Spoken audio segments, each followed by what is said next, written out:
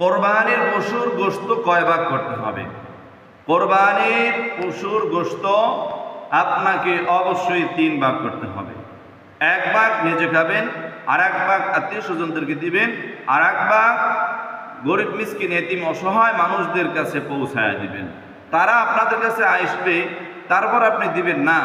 আপনার দায়িত্ব হলো এগুলিকে গরিব মিসকিন এতিম অসহায় মানুষদের কাছে কাছে পৌঁছায়া দেওয়া। এগুলোকে অবশ্যই খেয়াল রাখতে হবে। অনেকে অনেক গোশত ফ্রিজিং করে, ফ্রিজে রাখে, কিন্তু এতিম মিসকিন অসহায় মানুষদেরকে দেয় না। এটা আসলেই একটা জুলুমের কাজ। এই জুলুম থেকে ফিরে আসতে হবে। অবশ্যই গরিব মিসকিন এতিমদের হক আছে, এই হকগুলোকে তাদের কাছে পৌঁছাইয়া দিতে হবে। এটা আপনার আমার দায়িত্ব।